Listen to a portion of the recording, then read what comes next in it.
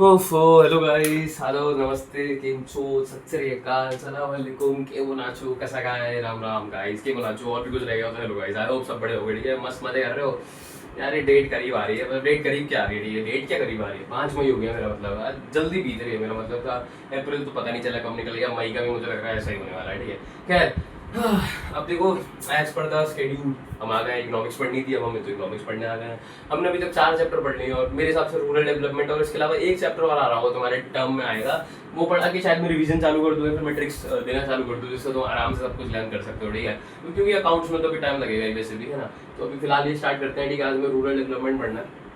Rural development भाई मैं तो ट्रस्ट में होता हूँ ह्यूमन कैपिटल फॉर्मेशन तो मैं इजी लगा होगा उससे इजी है चैप्टर कुछ भी नहीं है इन दोनों चैप्टर्स में उसके आगे भी मतलब आईडी लोगों को ना बोरिंग लगती है बट तुम मेरी तरीके से पढ़ोगे तो तुम्हें कभी बोरिंग नहीं लगेगी आईडी ठीक है। मैंने तुम्हें पहले के 3 चैप्टर एकदम स्टोरी की तरह पढ़ा है बोरिंग लगे नहीं लगे ना भाई ऐसे मैं आगे भी पढ़ाऊंगा कभी बोरिंग लगेगी नहीं आईडी आईडी भाई लोगों को पता क्या ट्रस्ट में किसी से पूछो सब कहते थे आईडी बोरिंग है बट मेरी फेवरेट होती थी आईडी उल्टा मेरे को मैक्रो को ज़्यादा बोरिंग लगती थी क्योंकि उसमें थोड़ा सा मैं न्यूमेरिकल साइड कम हूँ थोड़ा सा मैं मतलब अकाउंट्स वाले मेरे को फिर भी लगते हैं अच्छे बट मैक्रो में ग्राफ वगैरह आ जाते हैं तो मैं थोड़ा सा हो जाता हूँ बट ठीक है। हाँ खैर हम लोग को आज रूरल डेवलपमेंट पढ़ना है ठीक है।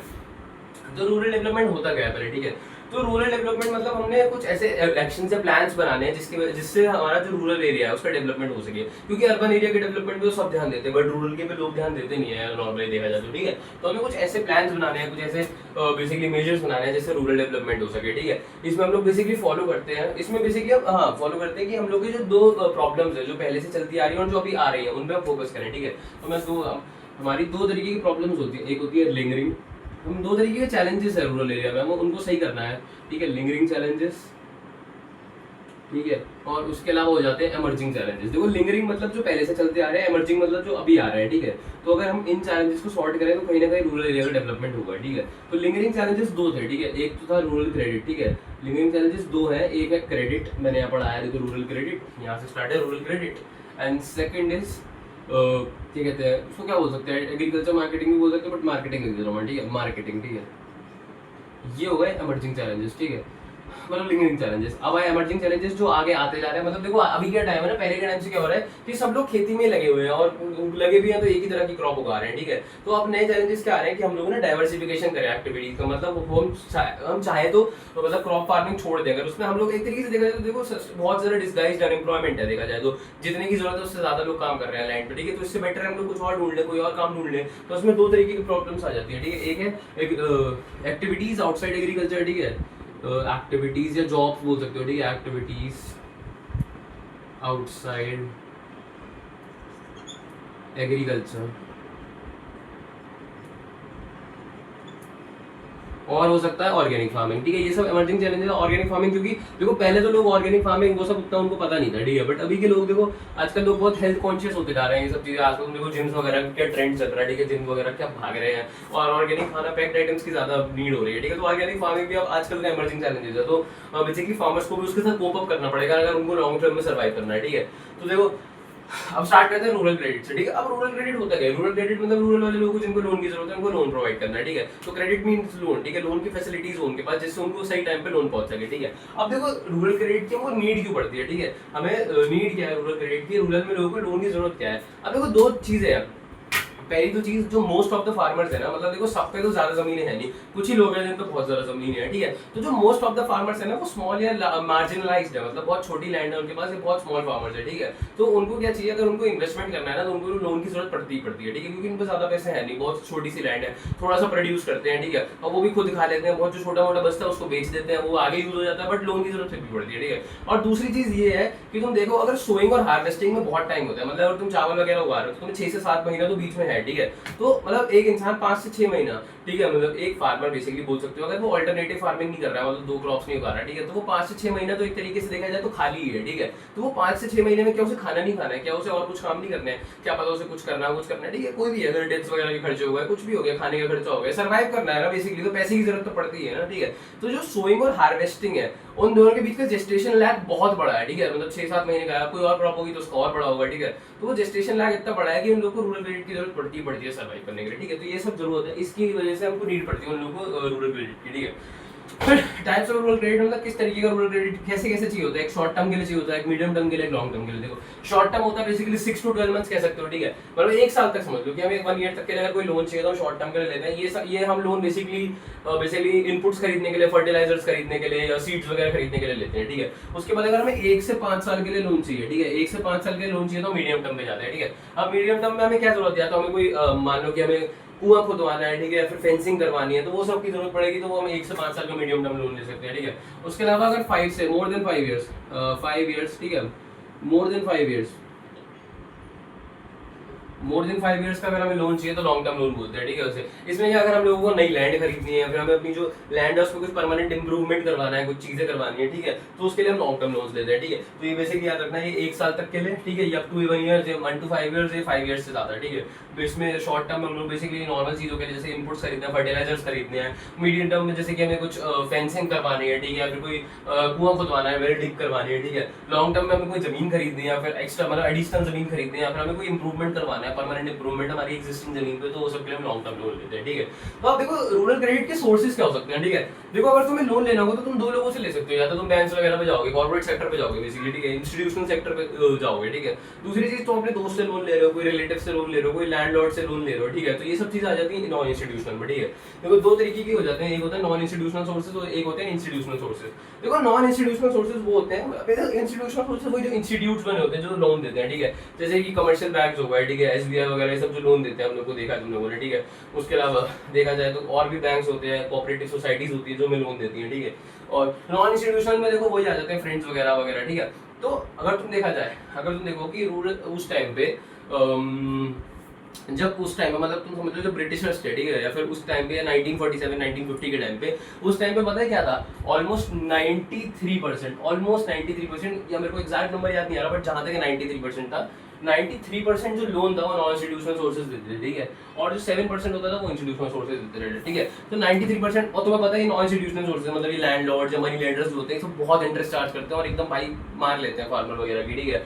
तो उनको इतना इंटरेस्ट चार्ज करते हैं भाई एकदम, ठीक है, उनको एकदम एक्सप्लॉइट करते हैं, ठीक है। तो 93% उस टाइम पे सोचो कि 93% जो भी लोन देते थे वो ऑलमोस्ट 93% जहाँ तक मेरे को याद है नॉन इंस्टीट्यूशनल सोर्सेज से जाता था, ठीक है, और इंस्टीट्यूशनल से सिर्फ 7% जाता था, ठीक है। बट आज के टाइम पे देखा जाए तो उल्टा हो गया, आज के टाइम पे नॉन इंस्टीट्यूशनल सोर्सेज सिर्फ 34% रह गए हैं, और जो हमारे ये हैं ये 66% हो चुके हैं, ठीक है। ये प्रॉक्सी मान लो, क्योंकि मेरे को एग्जैक्ट नंबर याद नहीं है, बट बुक में लिखा है, तुम पढ़ लेना, ठीक है, एग्जैक्ट नंबर मैं नोट्स में मेंशन कर दूंगा, मेरे हिसाब से ये है, ठीक है। तो आज के टाइम पे इंस्टीट्यूशनल सोर्सेज 66% अकाउंट करते हैं, और नॉन इंस्टीट्यूशनल सोर्सेज है अभी भी, क्योंकि दिक्कत देखो क्या है, सारे फार्मर्स अभी भी अमीर नहीं है, ठीक है। और तुम्हें पता है कि उन लोगों पे कुछ देखो लोन तभी मिलता है जब तुम्हें कुछ गिरवी रखने के लिए होगा, भाई स्मॉल या मार्जिनल फार्मर है उन पे तो कुछ गिरवी रखने को नहीं है, ठीक है, कोलेटरल नहीं है, और हो सकता है बहुत पेपर वर्क को जो वो करना पाए, ठीक है, तो मतलब वही है, तो इसकी वजह से लोन बहुत कम दिया जाता है, मतलब लोन अभी भी इंस्टीट्यूशनल सोर्सेज पे, नॉन इंस्टीट्यूशनल सोर्सेज पे थोड़ा बहुत डिपेंडेंट अभी भी है, ठीक है।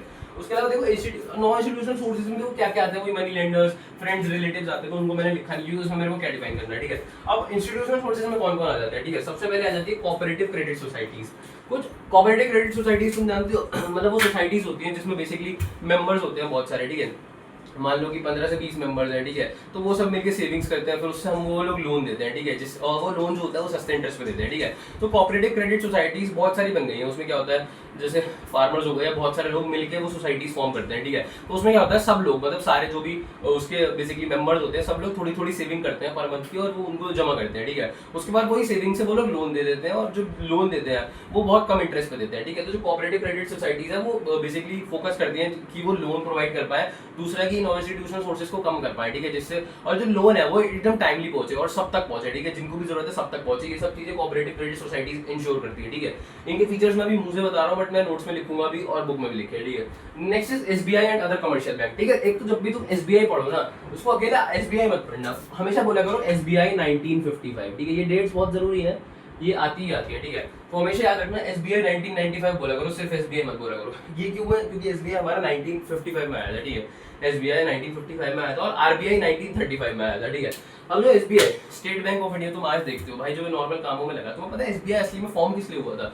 एसबीआई असली में ये सब कामों के लिए फॉर्म नहीं हुआ था कि जो अभी कर रहा है वो। एसबीआई को जब सरकार ने बनाया था वो इसलिए बनाया था क्योंकि उस टाइम पे क्या था, जो रूरल क्रेडिट की नीड्स थी ना वो अकेले कोऑपरेटिव क्रेडिट सोसाइटीज वगैरह नहीं कर पा रही थी पूरा, ठीक है। तो गवर्नमेंट ने एक बैंक को फॉर्म किया था जिसको हम अभी बोलते हैं SBI या स्टेट बैंक ऑफ इंडिया, जिससे हम लोग रूरल एरियाज में लोन बांट पाए, ठीक है। तो SBI फॉर्मेशन इसलिए हुआ था जिससे वो रूरल एरियाज में लोन बांट पाए, ठीक है। SBI को पता है स्टेट बैंक ऑफ इंडिया नाम है उसका, डेफिनेशन है उसकी, ठीक है। तो ये सब इसको फॉर्म इसलिए किया था जिससे वो बेसिकली रूरल एरियाज में लोन बांट पाए, ठीक है। तो SBI हो गया 1955, ठीक है, आया। अब उसके बाद क्या हुआ 1960 ये हुआ ना कि उस टाइम पे क्या था, देखो ये चलो आगे बताऊंगा, ठीक है। तो SBI बेसिकली लोन वगैरह के लिए फॉर्म किया, जिससे अकेले बाकी लोग बाकी सेक्टर्स मिलकर सारी नीड पूरी नहीं कर पा रहे थे, इसलिए हमने SBI को फॉर्म किया, और भी कमर्शियल बैंक थे जो सब लोन बांटते हैं, ठीक है। उसके अलावा आ जाते हैं regional rural banks and land development bank. Regional rural banks और लैंड डेवलपमेंट बैंक ये तो वही होते हैं, तुमने नाम सुने जैसे पंजाब ग्रामीण बैंक और कानपुर ग्रामीण बैंक। तो मतलब जो एरियाज के बैंक होते हैं ना, जो वो सबको हम बोल देते हैं रीजनल रूरल बैंक और लैंड डेवलपमेंट बैंक आ जाते हैं। ये सरकार ने फॉर्म क्यों किया है, ये उन्होंने फॉर्म इसलिए किया है जिससे बैकवर्ड एरियाज में जो भी गरीब लोग हैं उन तक लोन पहुंच पाए, ठीक है। क्योंकि जो कमर्शियल बैंक्स वगैरह ये सब तो क्या है, अमीरों को लोन देते हैं, मतलब जो लोग कोलेटरल बांट पाए, दे पाए आराम से, जो बेसिकली अच्छे से अपना फॉर्मेलिटीज वगैरह पूरी कर पाए, ठीक है। बट इतनी फॉर्मेलिटीज देखो गरीब किसान पूरी नहीं कर पाता, कोलेटरल देने के भी बहुत लोगों को वो नहीं होता, कोलेटरल भी नहीं होता बहुत लोगों को, ठीक है। तो बेसिकली रीजनल रूरल बैंक और लैंड डेवलपमेंट बैंक्स बने ही इसलिए जिससे वो बैकवर्ड एरियाज और रूरल सेक्टर में लोन दे पाए, ठीक है। उसके अलावा फिर लास्ट आ जाता है नाबार्ड, ठीक है। इसकी शॉर्ट फॉर्म है नाबार्ड, बट इसकी फुल फॉर्म है नेशनल बैंक, ये सबसे जरूरी है, ठीक है। National bank for agricultural and rural development, ठीक है। ये जो बैंक है ना ये एपेक्स बॉडी है, ठीक है। मतलब जैसे तुम हमारे बैंकिंग सिस्टम में जानते हो एपेक्स बॉडी RBI है, ठीक है। वैसे अगर तुम इधर रूरल क्रेडिट में देखो तो सबसे एपेक्स बॉडी है हमारी नाबार्ड, ठीक है। नाबार्ड क्या कहती है, नाबार्ड भाई सबको लोन बांटती है, मतलब जो लोग भी ये लोग लोन देते हैं ना उनको पैसा प्रोवाइड करती है, ठीक है। अगर कोई बेसिकली कोई सरकार की कोई वो सब है, मतलब कोई मान लो सरकार ने कोई प्रोग्राम चालू करे हैं जिनसे क्रेडिट बट रहा है, तो उन सब में भी नाबार्ड फाइनेंस करती है, ठीक है। और नाबार्ड का एक्चुअल काम क्या है, नाबार्ड वो एक तो काम हुई है कि सबको लोन मिल पाए, ठीक है। और सेकंड इज टाइमली लोन मिल पाए, ठीक है। थर्ड इज ये जो नॉन इंस्टीट्यूशनल सोर्सेज है, मनी लेंडर्स हैं, इन सबको कम करे, ठीक है। और उसके अलावा जो नाबार्ड है वो सरकार के साथ भी रिलेशन बना के रखती है, ठीक है। अब ये सब बैंक वगैरह तो सरकार के साथ रिलेशन नहीं बनाते, बट नाबार्ड जो है वो एपेक्स बॉडी है जो सबके साथ रिलेशन बना के रखती है, ठीक है। और नाबार्ड क्या करती है, जिनको भी जरूरत होती है सबको लोन देती है, जिससे कहीं भी मतलब जरूरत के समय ऐसा ना हो कि लोन पहुंच ना पाए, ठीक है। तो नाबार्ड और सारी चीजों को भी लोन देती है। और नाबार्ड रेगुलरली ऐसा भी नहीं कि अगर नाबार्ड ने लोन दे दिया, मतलब समझ लो कि मैं नाबार्ड हूँ, मैंने किसी को लोन दिया, ठीक है। अब मैं देख ही नहीं रहा हूँ, चेक ही नहीं कर रहा हूँ कि वो लोग लोन सही में सही मतलब जरूरतमंद को दे रहे हैं नहीं दे रहे, ठीक है। तो नाबार्ड हमेशा टाइम टू टाइम चेक भी करती है कि वो लोन सही लोगों को मिल भी रहा है या नहीं मिल रहा है, ठीक है। वो अपनी जो फाइनेंस जो प्रोडक्ट को करती है, मतलब प्रोडक्ट कह रहा हूँ, जो भी चीजों में फाइनेंस करती है उनको वो देखती रहती है रेगुलरली, ठीक है। तो ये सब आ जाते हैं नॉन इंस्टीट्यूशनल सोर्सेज में। ये तो पढ़ने पड़ेंगे, इनकी डेफिनेशन मतलब इनके फीचर्स वगैरह लिखे हैं, 2-3 तो मैंने बता भी दिया और 4-5 ही सब में लिखे हैं, मैं नोट्स में मेंशन भी कर दूंगा, ठीक है। उसके बाद ये जो रूरल बैंकिंग है इसका क्रिटिकल इवैल्यूएशन भी है, इसके एडवांटेजेस भी और डिसएडवांटेजेस भी हैं। देखो एडवांटेजेस क्या है, एडवांटेजेस ये है कि नो डाउट भाई उस टाइम पे बैंकिंग का एक बहुत बड़ा हाथ था जिसकी वजह से basically institutional sources non institutional sources कम हुए, ठीक है।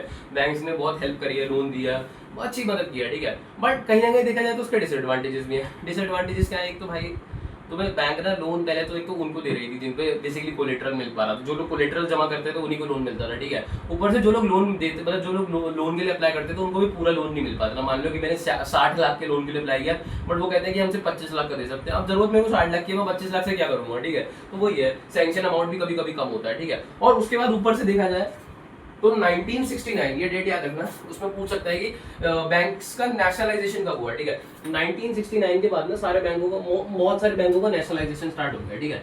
तो उसके बाद क्या हुआ, बैंक वालों ने बैक सीट ले ली, उसके बाद उन्होंने काम जो था वो बहुत कम करना चालू किया, मतलब वो काम करते ही नहीं थे, ठीक है। मतलब इन लोगों को तो लोन देते ही नहीं थे गरीबों वगैरह को, ठीक है। फिर ये लैंड डेवलपमेंट बैंक और रीजनल रूरल बैंक्स ने एक बैक सीट ले ली, ठीक है। फिर अच्छे से काम नहीं हुआ क्योंकि नेशनलाइज हो गए थे सारे बैंक, ठीक है। फिर वो अपने टारगेट्स के हिसाब से काम करने लग गए, उनको ये सब चीज़ों से मतलब नहीं हुआ, वो हट गया एक तरीके से देखा जाए तो, ठीक है। तो अब देखा जाए तो क्रिटिकल इवैल्यूएशन यही है, माना कि एक तरीके से बैंक ने मदद तो करी है देखो लोन की जब जरूरत थी, ठीक है। बट डिसएडवांटेजेस, अब कोई चीज़ के एडवांटेज है तो उसके डिसएडवांटेजेस भी है, ठीक है। तो उसके डिसएडवांटेजेस ये है कि जरूरत के समय मतलब जो और ये सब मतलब जो लोन बटा वो भी उन्हीं लोगों को बटा जिनको जरूरतमंदों को तो लोन मिल नहीं पाया, ठीक है। जिन लोगों को कोलेटरल था या फिर जो लोग अपना प्रॉपर डॉक्यूमेंट्स वगैरह थे जिन लोगों के, वही उन लोगों को लोन मिल पाया, ठीक है। तो गरीबों की तो मदद हुई नहीं एक्चुअली में देखा जाए तो, ठीक है। ऊपर से सैंक्शन अमाउंट जो मिलता था वो भी बहुत कम मिलता था, ठीक है। और 1969 के बाद में तो मैंने बता दिया कि फिर ये सब तो बहुत ही कम हो गया, उन लोगों ने बैक सीट ले लिया आफ्टर नेशनलाइजेशन, फिर वो लोग अपने टारगेट के हिसाब से काम करना चालू कर दिया, उनको मतलब ही नहीं था ये सब चीज़ों से, ठीक है। SBI वगैरह का, फिर SBI तो तुम्हें बताया कहाँ कहाँ घुस चुका है, ठीक है। ये सब काम तो SBI का रह ही नहीं है, ठीक है।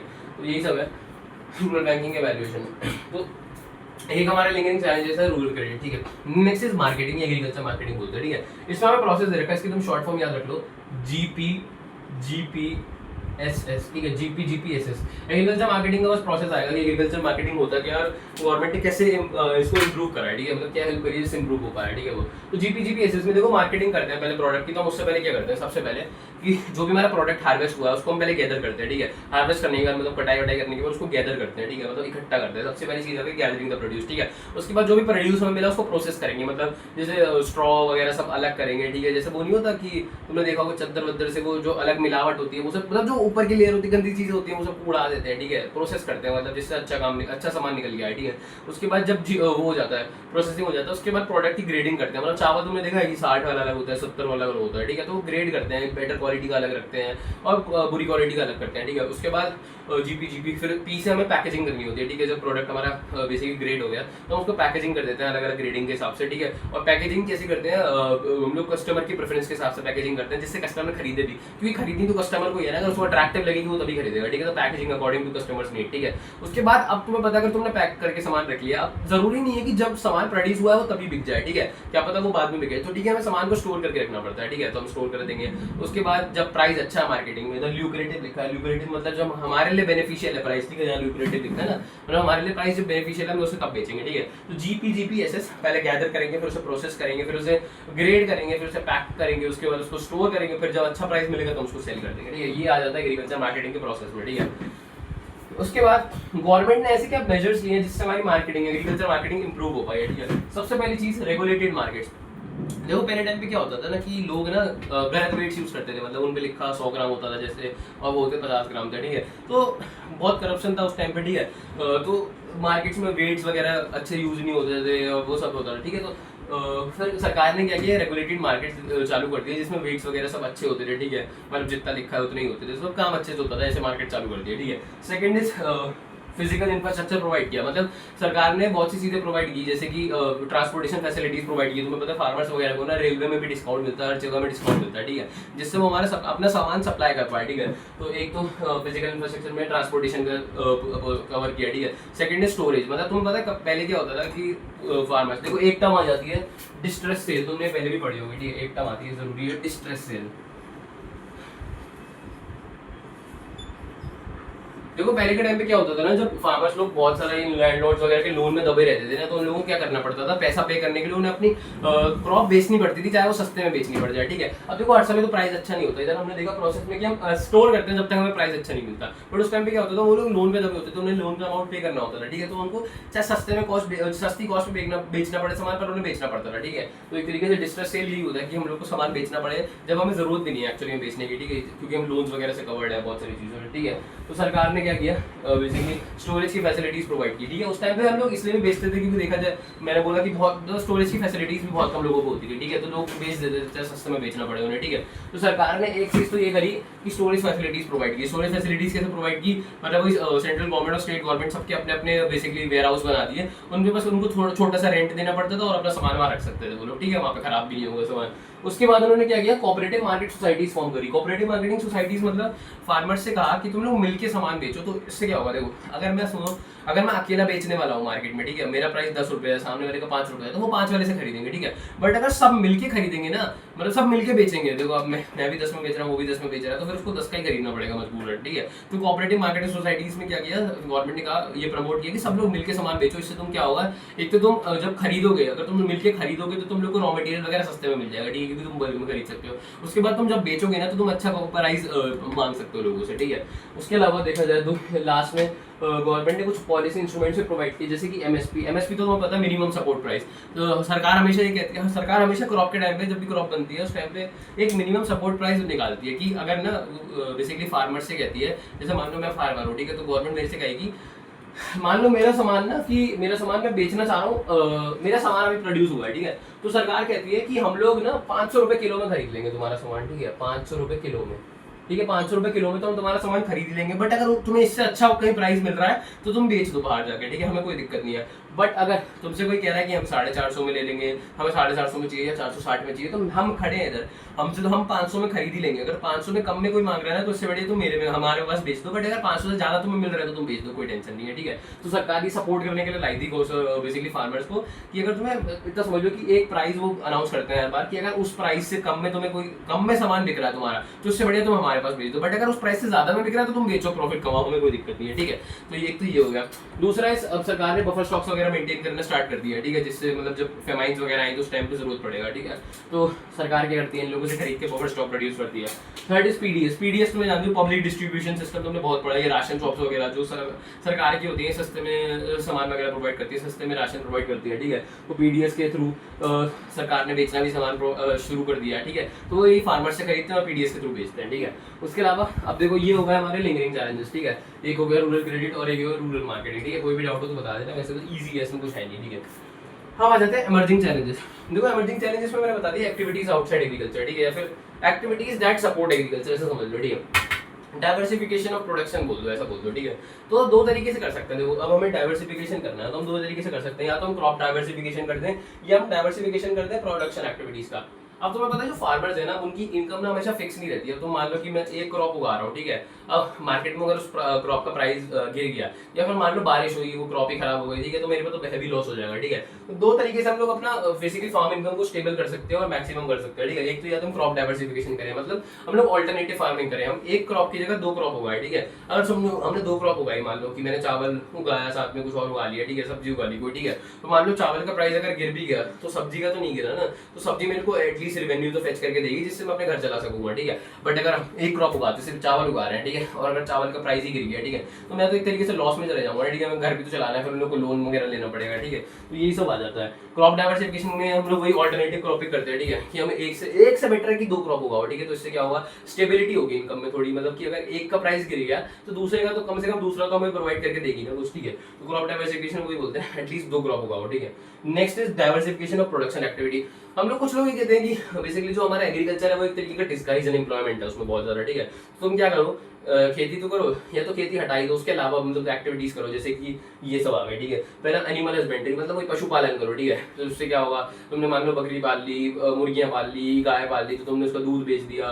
तो कोई कैटल फार्मिंग हो गया, रियरिंग, उनका रियरिंग करना, उनकी ब्रीडिंग करना, जिससे तुम उनका सामान बेच के पैसे कमाओ, ठीक है। जैसे तुमने गाय वाय रख ली, दूध बेच के पैसे कमाया, ठीक है। तो ये सब एक्टिविटीज जो है, जैसे फिशरीज आ गई, फिशरीज में क्या होता है बेसिकली तुम्हें पता है, फिशरीज तो बहुत ज्यादा बॉम्बे वगैरह में तो बहुत ज्यादा होता है, ठीक है, कि मछली बेच ली, ठीक है, मछली खरीदी और मछली बेची, ठीक है। उसके अलावा हॉर्टिकल्चर हो गया, ठीक है, अभी बताता हूँ, ठीक है। तो इसमें दो तरीके से मैंने बोला, एक तो क्रॉप डाइवर्सिफिकेशन कर सकते हैं, ठीक है, मतलब ऑल्टरनेटिव क्रॉपिंग कर ली, या फिर हमने कर दिया डाइवर्सिफिकेशन ऑफ प्रोडक्शन एक्टिविटी, मतलब हम लोग एग्रीकल्चर से अलग ही कुछ काम करने लग गए, ठीक है। इससे क्या होगा, देखो ये सब में ना इनकम थोड़ी सी स्टेबल है, ठीक है। और देखा जाए तो एनिमल हस्बेंड्री में बता दिया क्या होता है, इसमें पता पशुपालन हो गया, ठीक है। हमने पोल्ट्री फार्मिंग कर ली, कुछ भी कर लिया, कैटल्स वगैरह रख ली है, गाय वगैरह रख ली, उनकी रियरिंग की, उनकी ब्रीडिंग करी और उनका सामान बेच के पैसा कमाया, ठीक है। सेकंड इज फिशरीज आ गया। फिशरीज तुम्हें पता है ये तो बहुत फेमस है, बॉम्बे वगैरह में, गोवा वगैरह में आपको मछलियां बहुत बिकती है, ठीक है। तो लोग मछली लेके बेचते हैं। बट तुम्हें पता है फिश इंडस्ट्री ना एक्चुअली में देखा जाए तो बहुत डेप्थ्स में है। एक तो देखा जाए तो हमारी टेक्नोलॉजी कोई है नहीं अच्छी, ठीक है, हमारे पे मछलियां निकालने की। तुम्हें पता है अभी भी तुम देखोगे तो मतलब जो भी लोग जो मछलियां बेचते हैं वो सब नेट से ही मछलियां लेके आते हैं, ऐसा कोई हमारे पे लेटेस्ट टेक्नोलॉजी है नहीं, ठीक है। तो अभी वो काम आसान नहीं है। और दूसरा जो हमारी फिश इंडस्ट्री है ना, वो बहुत पुराने टाइम से कर्जों में दबी हुई है, क्योंकि भाई ये मछलियां वगैरह ज्यादा महंगी तो बिकती नहीं है, ठीक है।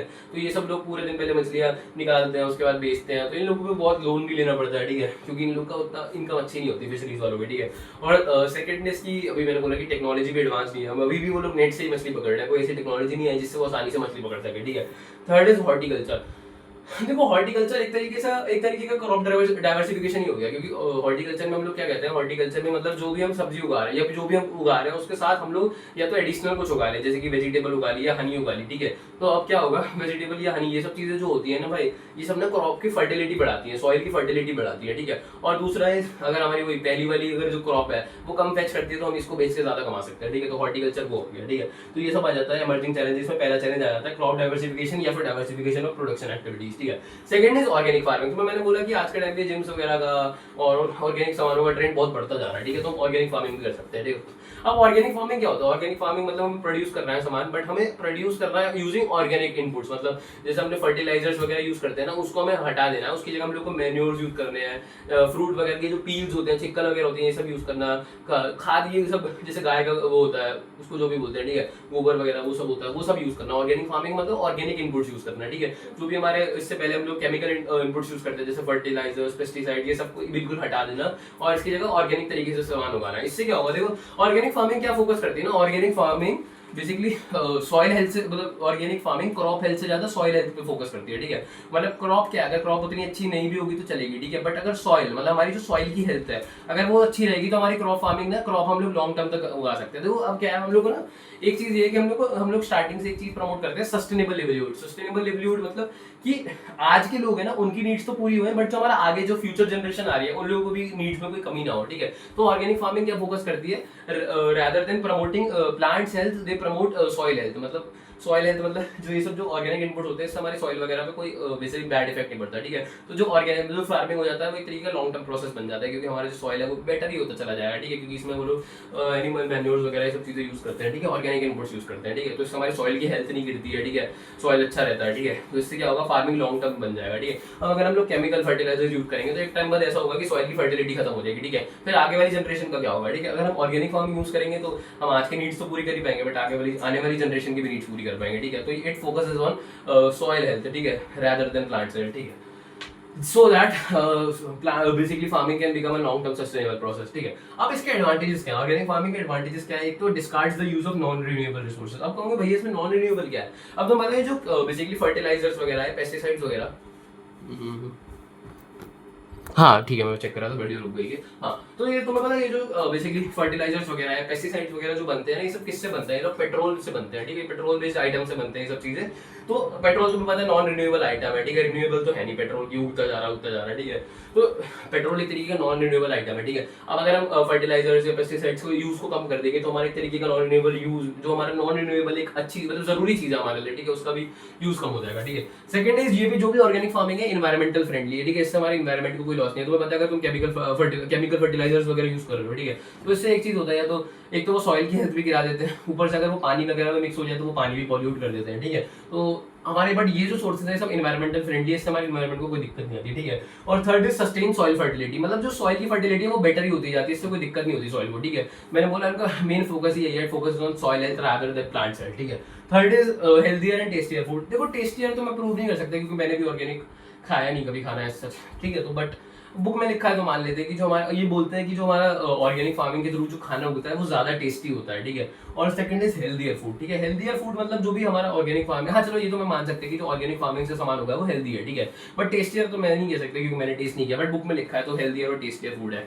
कहो अब तुम कहो भैया हमें तो मजा तभी आता है जब चाउमीन मिलती है भाई नाले के कोने में, भाई अंकल ऐसे गोलगप्पे में पानी मिला रहे हैं अपना फिर खिला नहीं कुछ नहीं, ठीक है।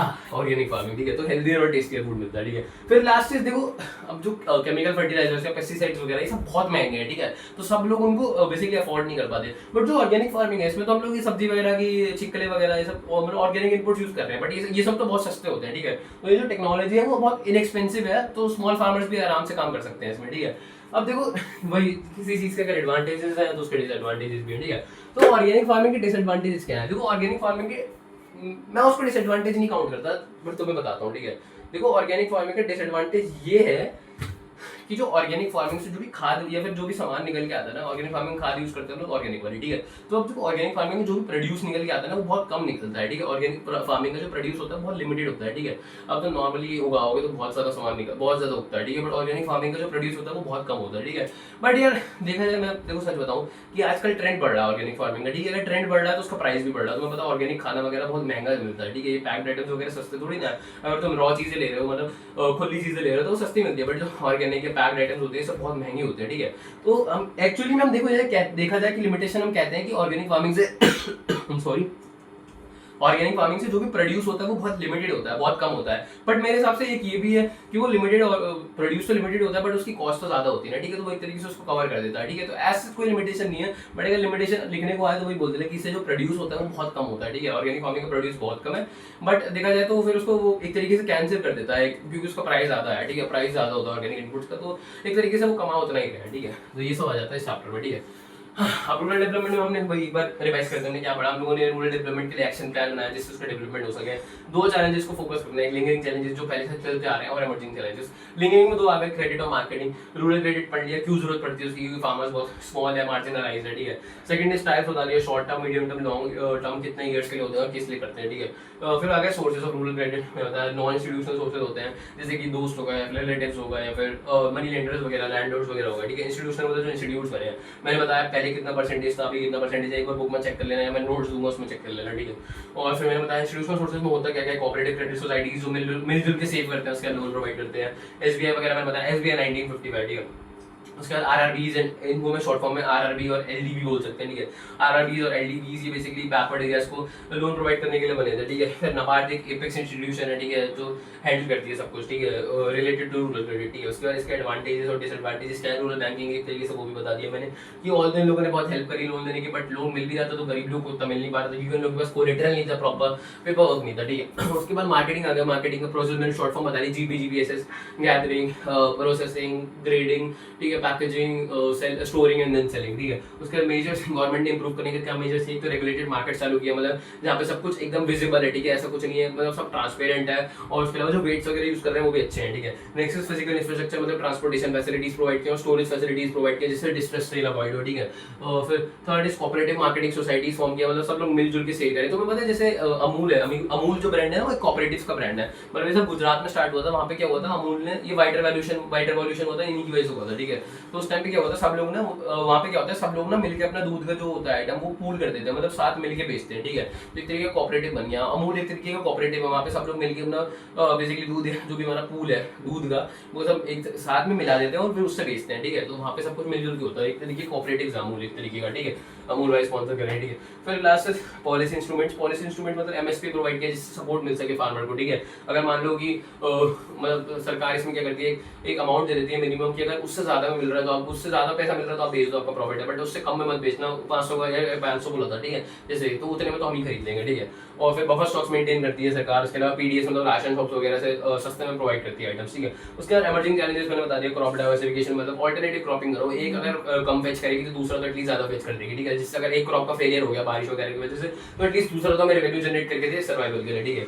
Next is diversification of production activity, एक ये कर सकते हैं हम लोग कि हम लोग अपना प्रोडक्शन का पूरा काम ही बदल दें, हम जो करते थे वो करें ना, एनिमल हस्बेंड्री करने लग जाए, मतलब पशुपालन करने लग जाए, मछली वगैरह बेचने लग जाए या हॉर्टिकल्चर वगैरह प्रमोट करें, एक तरीके का ये हॉर्टिकल्चर भी क्रॉप डाइवर्सिफिकेशन है, ठीक है। फिर आगे ऑर्गेनिक फार्मिंग, ऑर्गेनिक फार्मिंग तो मैंने बताया, फार्मिंग करना बट यूजिंग ऑर्गेनिक इनपुट्स, इसमें हम लोग केमिकल फर्टिलाइजर्स पेस्टिसाइड्स वगैरह को एलिमिनेट कर देते हैं, ठीक है।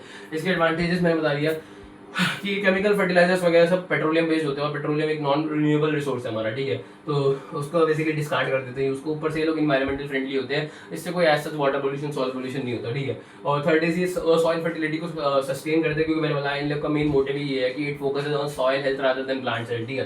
Third is healthier and tastier food, tastier का तो मैं नहीं कह सकता, बट हाँ कि ऑर्गेनिक फार्मिंग का जो भी खाना बनता है वो ऑब्वियसली हेल्दी होता है, ठीक है, क्योंकि केमिकल फर्टिलाइजर्स वगैरह कहीं ना कहीं मिक्स हो जाते हैं, बट ये सब मिक्स नहीं, ये मिक्स हो भी जाएंगे तो क्या दिक्कत है, ठीक है। उसके अलावा तो मतलब मोस्ट ऑफ द फार्मर जो है स्मॉल है और स्मॉल या फिर एक तरीके से देखा जाए तो मिडिल फार्मर्स है, ठीक है, मिडिल टर्म फार्मर्स है, ऐसा नहीं है कि बहुत अमीर वाले हैं, ठीक है, स्मॉल है, ठीक है, जैसे हम लोग की तरह ही है बहुत सारे लोग, ठीक है, मिडिल क्लास वाले या स्मॉल क्लास वाले लोग ही होता है, ऐसा बहुत सारे अमीर लोग नहीं है, बहुत कम ही लिमिटेड अमीर लोग हैं, ठीक है।